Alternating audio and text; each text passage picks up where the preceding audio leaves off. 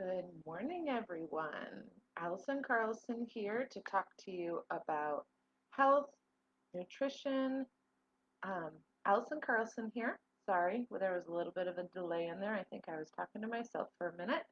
But I'm here to talk to you about health, nutrition, chiropractic, whatever health, nutrition, um, life questions that I can help you with. I'm here for you. So, today we're going to be talking about low back pain. But like always, if you're watching live, wave at me, comment below, say hi. If you are watching the replay, put in replay. Just say hi to me so I know that I'm not here talking to myself. And tell me what health questions you have. You can put them in the comments below. You can send me a personal message, whatever you're most comfortable with. And I'll just add it to the list of everything of my list of topics. So I'm here to help you. And so I highly suggest that you take advantage of it. Okay? Perfect. So low back pain.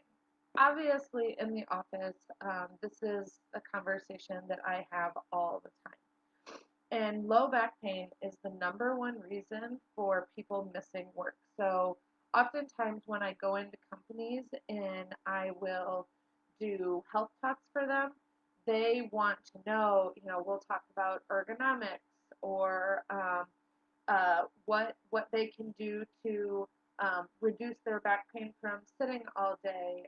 But it's a very common topic that the human resources people that are setting up these talks, they're like, what can we do to help with all these people's low back pain?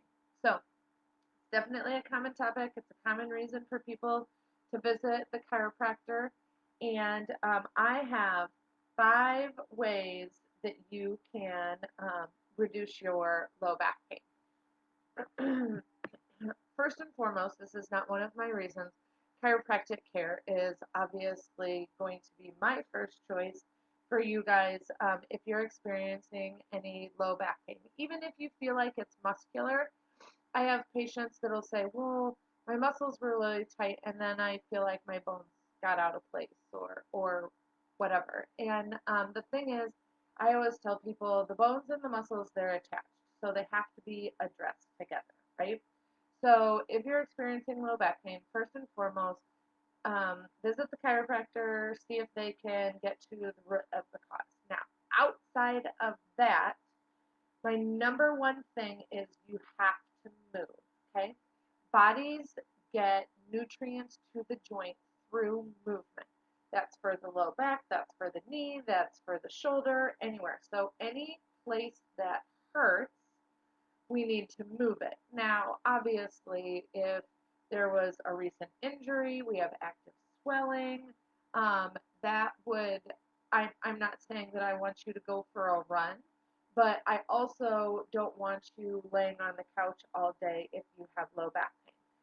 Medically speaking, they say that um, you can either walk or ride a bike when you have low back pain. So just figure out what's comfortable for you and go with that.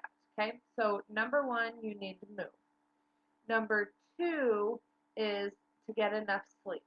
So our body functions completely differently when we're sleeping than when we're awake. And when we're sleeping, that's when our body does a lot of its healing and repairing.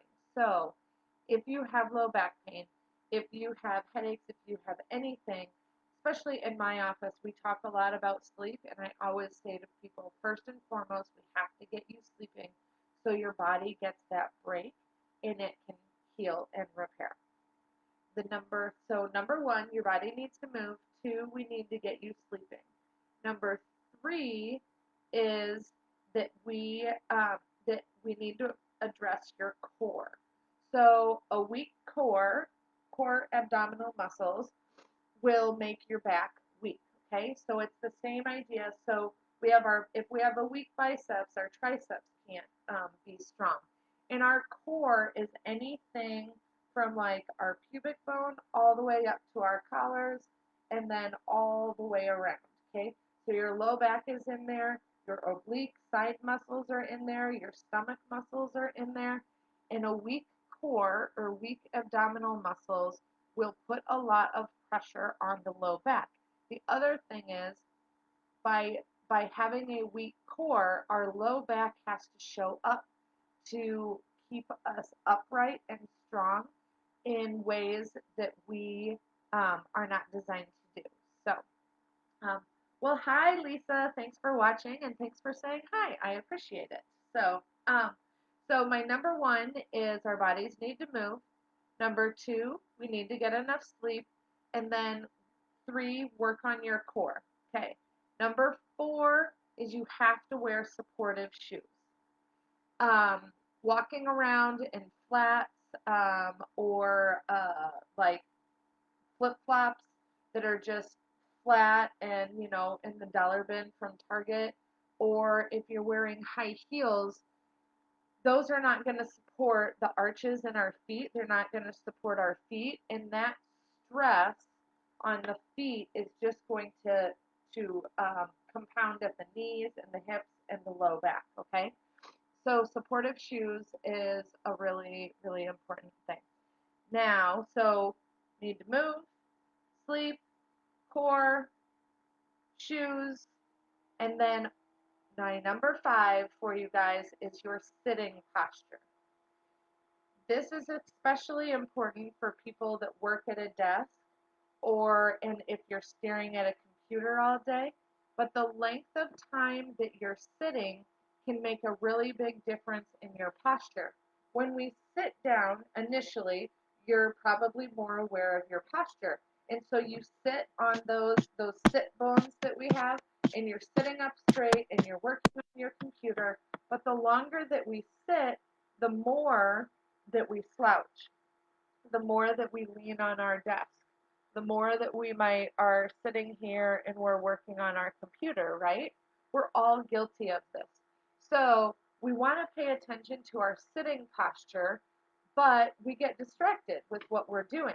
So my advice is try to sit for shorter periods of time. This might mean that you stand up to talk on the phone, or it might mean that you periodically stand up to go to the bathroom, go fill your water glass, go get something off of the printer. And so I want you to strategically plan times throughout your day that you're going to get up. And ideally, I would have you get up at least every 30 minutes. Um, but you need to stay productive because I don't want any bosses calling me saying that you're spending all your time standing and walking around because you're trying to help with low back pain, right? Okay, so those are my 5 low back pain tips. So our bodies need to move. We need to get good quality sleep. Address the weaknesses in your core. Good supportive shoes, and pay attention to how long you are sitting during the day. All right? I hope this helps you.